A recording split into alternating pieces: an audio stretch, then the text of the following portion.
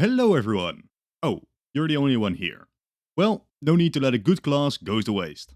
As you may have noticed, last week some parts of Boris Johnson's upcoming memoirs were released, with some very interesting revelations. Perhaps the most interesting regarded a potential British invasion of Europe in 2021. Yes, really. This was during the COVID pandemic, and a factory in Leiden, the Netherlands, had made deals with both the EU and UK to sell them vaccines. By this point, the EU was struggling to secure the vaccines that they needed, so Ursula von der Leyen went to UK's Premier Boris Johnson and threatened to cut Britain off from the vaccines that the UK had ordered. This was for two reasons. First, Britain was already more vaccinated, so it was argued that the EU needed the vaccines more. But also, Britain refused to share their vaccines with Europe. Now, regardless on who you think is right, Boris Johnson went to his top military minds and asked them to find an alternative way of securing the vaccines. So, the army commanders came back with a plan. What about we send some soldiers on a secret mission to secure the vaccines in that factory and bring them back to the UK? The idea would be to use small boats capable of navigating the Dutch canals, thereby securing about 5 million vaccines for Britain. Now, of course, I don't need to tell you, but this probably wasn't a plan that was all too seriously considered, as it would be nearly impossible to do this unnoticed. And if and when it was noticed, Britain would effectively be militarily attacking a NATO member, the consequences of which could be disastrous. So, Johnson dismissed these plans, as he recognized that invading a NATO member would be, and I quote, nuts. But what if he didn't? It is completely insane, but what if Johnson actually executed this plan, and somehow all the checks and balances just failed to prevent it? I have no doubt that, operationally speaking, Britain might be able to pull it off, even if just because of the boldness and unexpectedness of the operation, as most of the vaccines are successfully extracted to the UK. But it would absolutely not be an operation that went unnoticed in Europe, and the European Union would be furious. As you probably know, EU-UK tensions was already rather high by this time. In 2016, the UK had begun the process of leaving the European Union, as the first ever nation to do so. The negotiations surrounding this were long and tense, and only in December of 2022 would the final deal be concluded. But it wasn't officially ratified yet. Now, only a couple of months after concluding this trade deal, Johnson had pulled this stunt.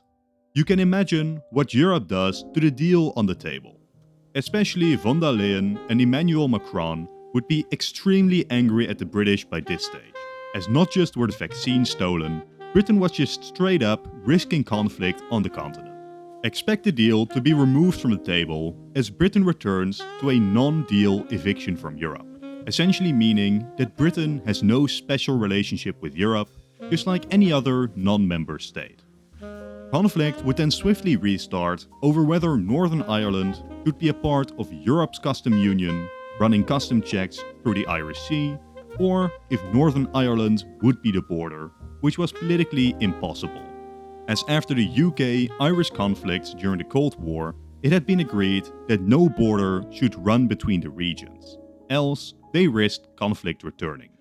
France, quite possibly, takes punitive actions on the UK-French border or regarding the Channel Islands, while Spain, which already had their own issues with Britain, could close the border with Gibraltar, which would be devastating for the small rocks economy. Hey, if you made it this far, consider subscribing. It really helps out the channel, and I release at least one video a week, which I'm sure you would enjoy. In terms of a NATO response, I doubt there would be anything too serious. The Netherlands would absolutely be justified in triggering Article 5, as it's a very easy argument to make that they were just attacked by the British. But the Dutch Premier, Mark Rutte, would more than likely just try to defuse the situation.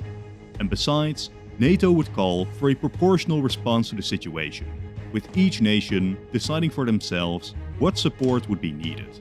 And the Dutch are absolutely not going to declare war on Britain over this.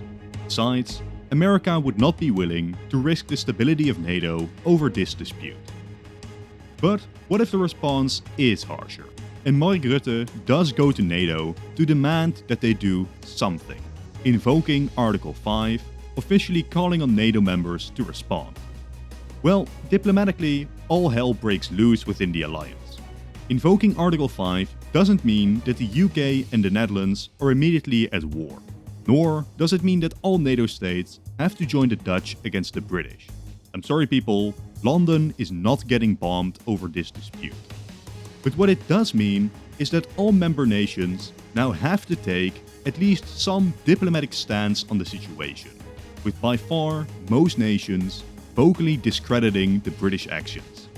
Again, we can expect nations like Spain and France to be far more active in supporting the Dutch than nations like America and Germany, which would try to restore cool to the situation. Now, important in this is not just Article 5, as Article 8 is perhaps even more interesting. It is all a bit vague, but Article 8 states that no member states should enter any international engagement in conflict with the NATO treaty. I'll tell you one thing, an attack on a NATO member is most definitely in conflict with the NATO treaty. Some have argued that Article 8 means that a member state that attacks a fellow NATO member could be expelled from the alliance. But there is an issue with this, as there is not actually a clear way of how to forcibly remove a nation from NATO, and it is more than likely that this remains a hypothetical, as even now, Britain and the Dutch are not to fire against each other, and America will intervene to resolve the issue diplomatically, by at the same time supporting the Dutch while also making sure to keep Britain within the NATO structure, as Britain is quite a valuable member of the alliance. By the end, I would imagine that Britain is humiliated by their own allies, forced to return or compensate for the stolen vaccine, before the British attempt to pretend that everything is fine. For Europe though, the wounds haven't healed. Their trust in Britain would be destroyed. And the European governments wouldn't be the only ones losing trust in Britain. Expect absolute panic amongst the British stock market. Thanks to Brexit, there was already a lot of uncertainty surrounding the British economy. But right before Boris planned this operation, it actually saw positive movement. Expect these to be reversed, especially should Europe slap Britain with sanctions and a cancelling of the trade deal. Britain's economy, which already wasn't doing well in our timeline, would be in an even worse shape. More than likely, this entire operation would spell the doom for Johnson's premiership in the UK, as an outrage not seen in decades takes over the nation. The opposition would have a field day in campaigning against Boris, while even within his own party, most would deny knowing anything of the event and also call for his removal. Several pre-existing scandals surrounding his premiership would play up too. Now in our timeline, Liz Truss would take over from him. You know, the Prime Minister famous for almost crashing the British economy before resigning in just 50 days, being outlasted by a lettuce. Now imagine her riding into office at the time of an economic and diplomatic low point for Britain.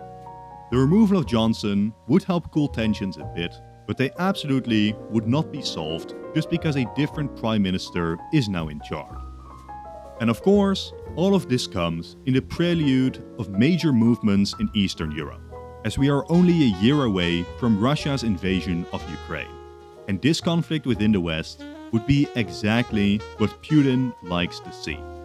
On the 24th of February, a Europe already battered with crises after crises has to contend with an illegal invasion of a sovereign nation on their continent. At the very least, this might help cool minds, as the squabble over vaccines suddenly seem far less important, as a response to the Russian invasion has to be formulated, and yet another economic crisis rocks the Eurozone. Don't get me wrong, the British action isn't forgotten nor forgiven, but Europe has to move on to more pressing issues. So, that's pretty much it. Now of course, this timeline has not radically changed Europe or the world. I'm sorry, but NATO was not about to disband the UK over this dispute. And besides, Britain is an atomic power. Still, it would deepen Britain's isolation within Europe, while nations like Hungary could annoy everyone by moderately siding with Britain. The economic situation of Britain is even worse than in our timeline, and by the time of an alternate 2024 election, expect the Tories to lose even harder. As I wouldn't be surprised if Farage's party becomes even bigger, with Boris Johnson going down in history as one of the worst premiers in British history. But that's about it for this lesson. I hope you enjoyed, and let me know what you think of this new style. I'm just experimenting a bit, and I'm curious what you think of smaller, more topical scenarios like this with less radical changes. But for now, this is the end of the video. Thank you all for watching, and consider leaving a like and a comment as well as subscribing. If you've enjoyed this video, click on the video on top to watch another in this series. If you've already seen it, then I'm sure that the bottom video is great too. Again, thank you all for watching, and goodbye.